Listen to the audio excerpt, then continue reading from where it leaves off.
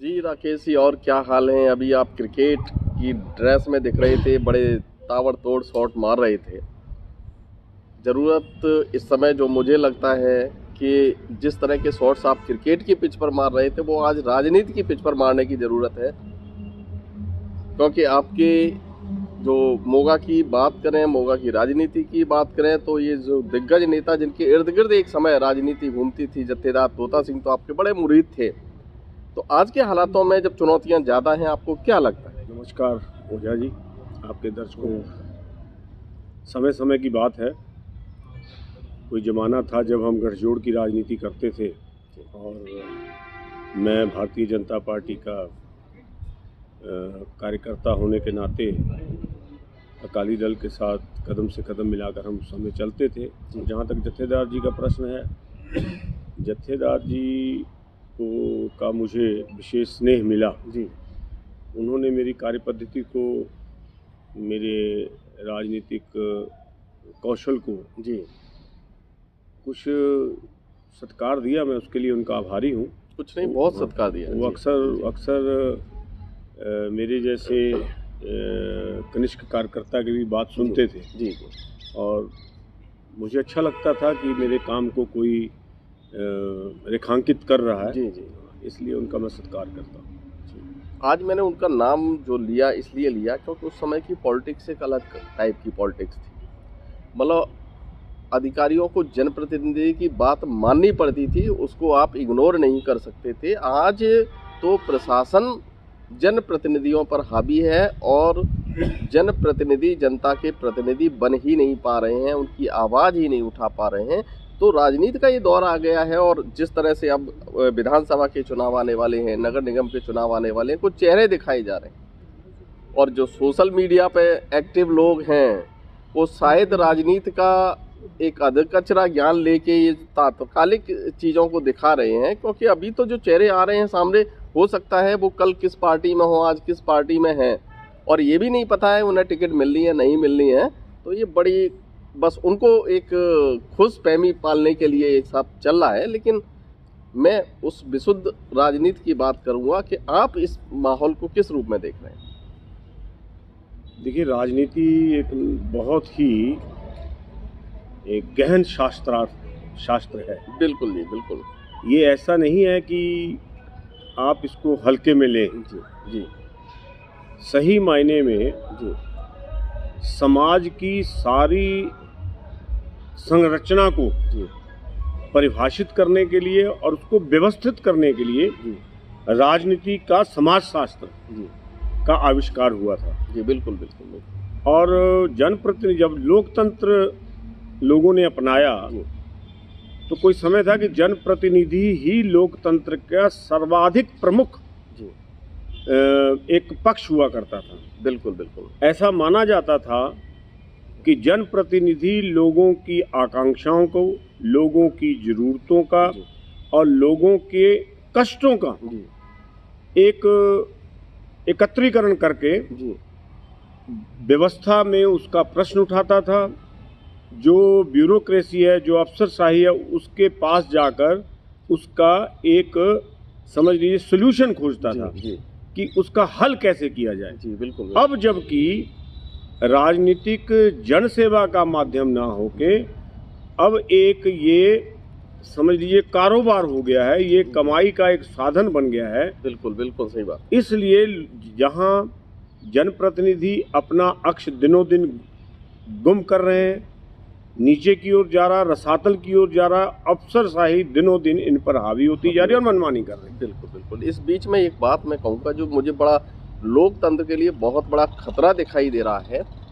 मैं कई social media पर भी इस तरह की चीज़ें मैं देखता रहता हूँ जो वायरल हो रही हैं कि एक बंदा एक समस्या लेकर अपने किसी नेता के पास जाता है, जनप्रतिनिधि के पास जाता है, और जनप्रतिनिधि का आंसर होता है कि आपने कौन से वोट मुफ्त में दे दिए, आपने भी तो वोट देते हुए पैसे लिए, और तो जाइए आप जैसे है आपकी समस्या देखते हैं कब करना है। मतलब ये तो एक बड़ा घातक चीज़ है। यानी ये बात अब स्वीकार्य हो गई है कि हाँ, पैसों के बल पर वोट खरीदे गए, और जब जनता आती है समस्या लेके तो उनसे कह दिया जाता है आपने भी पैसे लेके किए, तो समस्या की बात मत करो। राजनीति का स्तर इस हद तक गिर गया है कि हम सिर्फ अपने विरोधी की निंदा करने के सिवाय, जी उसका चरित्र हनन के सिवाय हम राजनीति दूसरी किसी चीज़ को मानते ही नहीं। जी वास्तविकता ये है कि किसी समय एक छोटी सी समस्या जी जन आंदोलन का रूप धारण कर लेती है। बिल्कुल बिल्कुल। अब आप समझ के चलिए जी कि अब मोगा नगर निगम के चुनाव निकट भविष्य में जी होने वाले। जी अब पार्षद का क्या काम? पार्षद दो तरह का काम उसके जिम्मे आना चाहिए। एक तो वो जिस वार्ड का प्रतिनिधि है उस वार्ड की समस्याएं, जी और दूसरी जो है बड़े परिप्रेक्ष्य में मैं कहना चाहता हूं कि जिस शहर का वो नुमाइंदा है, जी ऐसी कई समस्याएं जो समस्त शहर की हैं। बिल्कुल बिल्कुल। वो एक किसी वार्ड के प्रतिनिधि की समस्या नहीं है। जी अब होता ये है कि जो बड़ी समस्या है, अक्सर रूलिंग पार्टी का जो स्थानीय एमएलए होता है, लोग बाग उसके पास जाते हैं। जी अब वो क्या करता है, जो तो उसके कोटरी के मेंबर हैं, जी जो उसके राजनीतिक विचारधारा छोड़िए, जो उसके प्रति व्यक्तिगत तौर पे समर्पित हैं, जी जी बिल्कुल। उनके काम को तो कुछ वो पूरी तरह नहीं, कुछ तो उस पर गौर करता है। जी परंतु जो विपक्ष में है जनप्रतिनिधि, चाहे वो कितनी भी बड़ी गंभीर समस्या लेकर जाएं, जी वो स्थानीय विधायक या और कोई नेता जिस शहर में रहता है, वो उसकी तरफ गौर करना मुनासिब नहीं समझता। दूसरी तरफ जो आपने कहा, जनता का भी स्तर जो है ना बहुत गिर गया है। जी इस बात में कोई शक नहीं है कि हम अपना मतदान करते हुए, देखिए कितना विशुद्ध नाम है मत का दान, बुद्धि का दान करना। बिल्कुल बिल्कुल। परंतु लोग राजनीतिक पार्टियों की तरफ देखते हैं कि एक इलेक्शन में एक जनप्रतिनिधि किसी पार्टी के लिए वोट मांगने आया, दूसरे इलेक्शन में वही व्यक्ति दूसरी पार्टी को, जिसको 5 साल गालियां निकालता रहा, उसके पक्ष में वोट मांगने आया। अब लोग बाग भी ये सोचते हैं कि यदि ये किसी का सगा नहीं है, किसी विचारधारा के प्रति, किसी नेतृत्व के प्रति पूरी तरह समर्पित नहीं है, निष्ठावान नहीं है, तो हम लोग भी स्वयं त्वरित लाभ के लिए, उसमें धन बल भी हो सकता है, बाहुबल भी हो सकता है, और प्रभाव का भी बल होता है, उस तरह से मतदाता प्रभावित होकर मतदाता भी अपने मत को इस तरीके से डाल देते हैं जिससे कि वो समाज का भला नहीं कर पाते। मतदान नहीं, जमीर बेच रहे हैं। हाँ, ये कह सकते हैं। बिल्कुल। तो यही बात आप चूक करें। अब तो ये मैं हैरानी हूँ कि मेयर जैसा पद, जो लोकतांत्रिक पद है, वो बंधक हो गया है विधायकों का। वो मैं किसी एक पार्टी की बात नहीं करूँगा, किसी भी पार्टी की ले लें, तो जो भी जिस पार्टी के भी विधायक चुन के आते हैं, मेयर को तो अपने अधीन रखते हैं वो। जबकि मेयर, दुनिया में मेयर की एक अपनी वैल्यू है, मेयर का एक अपना प्रोटोकॉल है, उस पर विधायक और मेयर में दोनों में समानता नहीं है। जो मेयर का पद है वो राज्य मंत्री के बराबर का दर्जा होता है, और शहर का प्रतिनिधि, शहर का प्रथम नागरिक होने के नाते जब भी कोई वीआईपी आता है, पिछले दिनों राज्यपाल आए थे, अगवानी मेयर को करनी थी, लेकिन नहीं। यानी जो विधायक का काम है कि सरकार के थ्रू अपनी योजनाएं अपने शहर के विकास के लिए क्या लानी है, वो सिर्फ एक नगर निगम में, निकाय पंचायतों में वहाँ सिमट जाता है। ओझा जी, दर्जे की बात तो आप करना बाद में। जी, मेयर हो या नगर निगम का कोई पार्षद हो जी, वो नगर निगम के हाउस में जाकर आज तक उनको ये नहीं पता है कि नगर निगम की स्थानीय आय के अलावा, जो स्थानीय आय है जो संविधान के मुताबिक नगर निगम इकट्ठा करता है, उसके अलावा जितना पैसा आता है वो कहाँ से आता है, किस बात का भय है कि वो विधायक के नीचे लगकर चलता है। इसका एकमात्र कारण है कि इन्हें अपने कर्तव्यों की, अपने अधिकारों की जानकारी नहीं है, वो सही मायने में राजनीतिज्ञ नहीं है। ऐसे कई बड़े ऊर्जावान राजनीतिज्ञों ने जिन्होंने ग्रामीण स्तर से, वार्ड स्तर से राजनीति शुरू की और बड़े स्तर पर पहुंच गए। क्यों? उसके मैं बीच में रोक रहा हूँ आपको। आपने ही अभी कहा कि अब ये जो राजनीति है ये कारोबार बन गई है, व्यवसाय का साधन बन गई है। तो मैं देखता हूँ नगर निगम में ही बहुत सारे पार्षद किसी का काम कराने के लिए नगर निगम के अधिकारियों को, कर्मचारियों को पैसे दिलवाते हैं। जब वो पैसे दिलवा रहे हैं, इसका मतलब भ्रष्टाचार के वो समर्थक हैं, और कहीं ना कहीं जब वो किसी और को दिलवा रहे हैं तो जाहिर सी बात है कि वो भी अछूते नहीं होंगे। नहीं, इसके लिए मैं उनको कसूरवार नहीं, मैं तो सीधा जनता से सवाल करता हूँ, सीधा जनता से सवाल करता हूँ, क्या अपने मोहल्ले में रहने वाले पार्षद के चरित्र के बारे में, उसकी नैतिकता के बारे में वहाँ का वोटर नहीं जानता? क्यों उसे दोबारा मदद करता है? यदि एक बार आपको पता लग जाए कि ये व्यक्ति हमारा जनप्रतिनिधि होने के बाद इसने अनैतिकता के साथ हमसे काम हमारा करवाया, अनैतिकता के साथ ये धन इकट्ठा कर रहा है, अनैतिकता के साथ रिश्वतखोरी भ्रष्टाचार को बढ़ावा दे रहा है, अगली बार वो किसी भी पार्टी से आए, क्यों नहीं उसको लोग हरा देते? क्यों लोगों के मन में फिर उसके प्रति ये भाव आ जाता है कि नहीं यार, एक बार तो किया, दूसरी बार।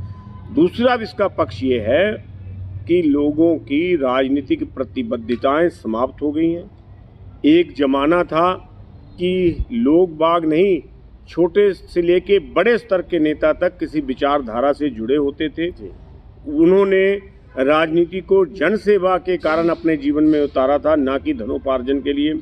अब हालात ये हो गए हैं कि नेताओं के पास आप क्या लेके जाते हो और नेताओं को आप क्या समर्पित करते हो। नेता भी उन लोगों को अपने परिवार में जी आया आंकते हैं अपने घर में, जो उनके लिए उपहार लेके जाते हैं। किसी ज़माने में ऐसे ऐसे नेता मैंने देखे हैं, मैं नाम तो क्या लूँ, जिनका सारा जीवन जन सेवा में गुजर गया और आज वो रिटायरमेंट के बाद जो उन्हें सरकार से नाम मात्र पेंशन मिलती है उसके ऊपर वो गुजारा कर रहे हैं। और जो संपत्ति उनकी उस समय थी राजनीति की शुरुआत के दिनों में, वही संपत्ति आज भी उनके पास है, जबकि उनका उम्र राजनीति में गुजर गई। पर लोग सही व्यक्तियों को सम्मान नहीं देते। जब लोग सम्मान नहीं देंगे तो पार्टियां भी क्यों सम्मान देंगी? पार्टियां भी उसी रास्ते पे चल पड़ी। आपने एक बात कही, लोग उन्हें सम्मान नहीं देते हैं। जब नेता की बात करते हैं, नेता माना समाज का नेतृत्व करने वाला, तो दिशा तो उसको देनी चाहिए। अब मैं यहाँ एक बड़ी वो बात करता हूँ, कितने बेशर्म हो गए हैं जिन्हें हम चुन के भेजते हैं और जनता मौन रहती है। पार्षद से जब कोई बात करो कि ये काम नहीं हुआ आपके वार्ड का, बोले मैंने तो प्रस्ताव पास करा दिया था, अंदर मेरी सुनी नहीं जाती है। अब स्थिति ये है, चूंकि मैंने नगर निगम की बहुत सारी बैठकें वो की हैं, वहाँ बोलते ही नहीं हैं। उनको वो अपने अधिकारों के प्रति सचेत नहीं है, उन्हें क्या अधिकार मिला हुआ है। अगर मान लिया कि आपकी आवाज़ नहीं सुनी जा रही है, आप साइन क्यों करते हो उस बैठक में? आप आपत्ति दर्ज करके उस पर साइन कीजिएगा। लेकिन एक भी नहीं बोलता है और सदन से बाहर आके कहते हैं हमारे ऊपर तो हावी हो गए, हमें बोलने नहीं दिया गया। अरे आपने साइन क्यों किए, उनसे आप सहमत क्यों हुए? लोकतंत्र तो ये ड्रामेबाजी है और ड्रामेबाजी में जनता भी नहीं बोलती। लोकतंत्र में विरोध करना, वॉकआउट करना, आंदोलन करना, ये सब हथियार हैं जी, अपनी बात को उच्च स्तर के ऑफिसर्स के पास, नेतृत्व के पास पहुंचाने की। परंतु इनका प्रयोग करना भी तो आना चाहिए ना। वही सवाल ये है कि जब आप किसी को टिकट देते हैं, टिकट ले होने के बाद जब वो विजय हो जाता है, तो उससे सत्तारूढ़ पार्टी हो या विपक्ष की पार्टियां, उन जनप्रतिनिधियों का कोई प्रशिक्षण वर्ग हो, कुछ उन्हें पढ़ाया जाए, उन्हें कोई पत्राचार के माध्यम से बतलाया जाए। और एक बात और बतला दूं कि नगर निगम में कोई मसला गंभीर जब उठना होता था, तो भारतीय जनता पार्टी के पार्षद नगर निगम हाउस का अधिवेशन शुरू होने से पहले किसी कार्यकर्ता के घर पर या पार्टी के दफ्तर में इकट्ठे होकर ये विचार करते थे कि हाउस में क्या नीति अपनानी। बिल्कुल। परंतु अब क्या हो गया है, अच्छा उसमें भी एक दोष था कि घर में आकर सहमति बना लेते थे और अंदर जाके फिर वही करते थे। आप पिछले दिनों आपको उदाहरण देता हूँ, जब नगर निगम में ये पिछला जो मेयर का चुनाव हुआ, भारतीय जनता पार्टी के पार्षदों ने अपने विरोधी पार्टी आम आदमी पार्टी के पक्ष में मतदान किया, कोई दिक्कत नहीं कर दिया। तो मैं कहता हूँ चलिए आप स्वतंत्र हैं, मतदान करें। अरे भैया मतदान कर दिया, उसके बाद आपके विजय जुलूस में आके विक्ट्री साइन बनाकर क्या प्रदर्शन कर रहे हैं? वही है ना कि क्या अपनी मूर्खता का वो कर रहे हैं, प्रचार कर रहे हैं? वो दूसरी पार्टी का मेयर आप बना रहे हो, विक्ट्री निशान क्या कहाँ करें? और सबसे दुखद बात यह है कि पार्टियां भी इस पर संज्ञान नहीं लेती हैं। पार्टियां भी अंदर खाते बैठकर इसको 9 या 22 कर देती हैं। पार्टियों का ये इसी कारण अनुशासनहीनता भी बढ़ती है और इसी कारण राजनीति का स्तर भी दिनों दिन। अब मैं आपको एक बात और बतला दूं, एक शब्द में बतलाऊं कि राजनीति में किसी भी स्तर पर, किसी भी कार्यकर्ता पर किसी प्रकार का कोई अंकुश नहीं। हाँ, वो सबसे बड़ी बात है, क्योंकि मैं जिस दौर से थोड़ा पॉलिटिक्स को समझने लगा हूँ, जब भी चाहे वो नगर निगम हो, चाहे वो विधानसभा हो, पार्टियों के प्रमुख, पार्टियों के जो जिलाध्यक्ष होते थे, महानगर अध्यक्ष होते थे, वो दिशा तय करते थे अपने पार्षदों के लिए, अपने विधायकों के लिए, उन्हें विधानसभा में क्या बोलना है, किस मुद्दे पर बात रखनी है, कार्यकर्ताओं से सहमति लेके। और फिर जैसे हाउस, अगर नगर निगम की भी बात करूं, वहाँ पे सचेतक होते थे, मुख्य सचेतक होते थे, नेता प्रतिपक्ष होते थे। अब तो कोई ना सचेतक है, ना मुख्य सचेतक है, ना कोई नेता प्रतिपक्ष है। कौन क्या कर रहा है, सब अपनी मनमानी कर रहे हैं, पार्टी का कोई नहीं। इसके लिए तो मैं सभी पार्टियों के उच्च नेतृत्व को दोष देता हूं कि इन्होंने ना तो अपनी पार्टी के किसी भी काम पर सर्विलांस कर रखा है, ना उसके अच्छे काम को प्रोत्साहित किया जाता है, ना किसी गलत काम के लिए उनको सजा दिए या समझ लीजिए पूछताछ की जाती है। जिसके मन में जो आ रहा वो कर रहा है, और एक रास्ता सबको मिल गया है कि जाइए मंदिर के पुजारी को मिलिए और अपना लाभ लेकर आ जाइए। चाहे वो कोई भी पार्टी हो, सभी में यही कुछ चल रहा है। किसी समय मेरी भारतीय जनता पार्टी में इस बात की अभी भी किसी अंश तक है कि पूरी तरह प्रशिक्षण देकर कार्यकर्ता को स्थापित किया जाता था और कार्यकर्ता को मार्गदर्शन प्राप्त होता था कि आपको, और कार्यकर्ताओं को कोई काम दिया जाता था कि जाइए आपको इस काम को सफलतापूर्वक करके आना है, और जब ही वो कार्यकर्ता सफलतापूर्वक काम करके आ जाता तो हाई कमांड उसको प्रोत्साहित करता था, उसकी अनुशंसा प्रशंसा करता था। अब सब ये बातें खत्म हो गई हैं। अब मैं और आप समाज की गिरती हुई इस राजनीति की चिंता में बैठकर चर्चा तो कर सकते हैं, पर कर हम भी कुछ नहीं सकते। यदि करेंगे तो सर कलम कर दिया जाएगा। बिल्कुल हालात इस तरह के हो गए हैं। आज ही मैं मॉर्निंग वॉक पर निकला हुआ था तो एक सज्जन बोले, यार नेता तो आजकल कुछ नहीं करते हैं, कोई काम नहीं करते हैं। मैंने उन सज्जन से पूछ लिया कि आज अगर मोगा में सीवरेज का गंभीर संकट है, ट्रैफिक का गंभीर संकट है, तो क्या आपके पिताजी ने वो संकट पैदा किया? वो भी तो नेताओं की देन है, और उन नेताओं को चुना किसने? आपने। तो आज जो समस्या है, क्यों रोना रो रहे हो? क्योंकि वो हालात आपकी वजह से पैदा हुए हैं। आप अगर किसी भी नेता के पास जाते हो कि मेरी दुकान भीड़ भरे इलाके में बन जाए, नियम कानून, कोई पार्किंग बिल्डिंग बना लेते हो, पार्किंग की सुविधा देते नहीं हो, नेताजी से अप्रोच लगाई, आपकी बन गई। समस्या क्या होगी? पार्किंग नहीं होगी तो ट्रैफिक तो जाम होगा ही होगा।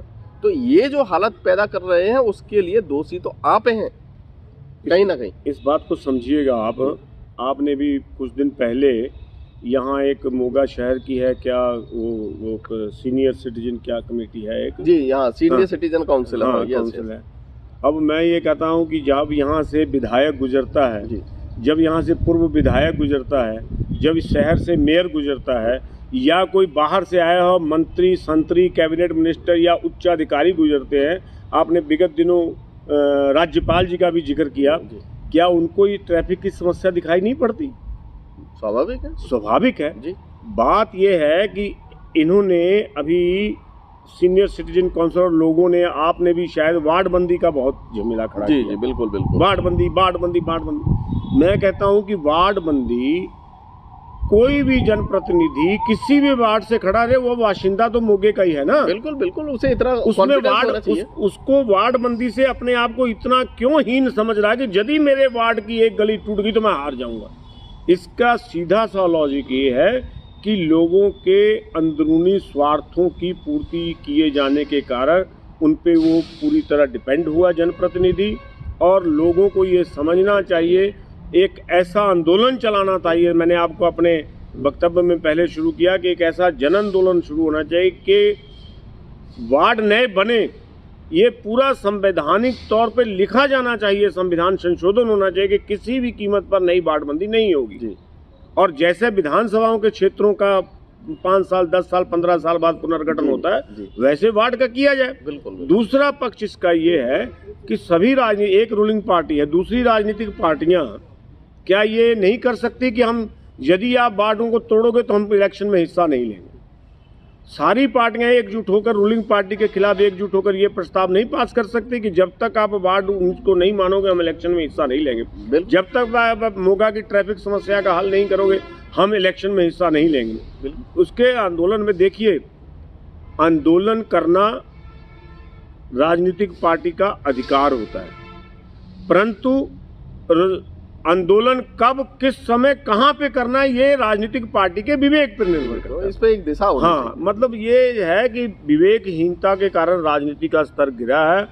आप इस पे चर्चा कर रहे हैं, लोगों में मैसेज आएगा, अच्छी बात है, हम भी अपनी बात रख रहे हैं, परंतु कुल मिला के बात इतनी सी है कि बात बहुत ज़्यादा गिर चुकी है, बहुत ज़्यादा बिगड़ चुकी है, बहुत ज़्यादा इसमें गुंजाइश है सुधार की।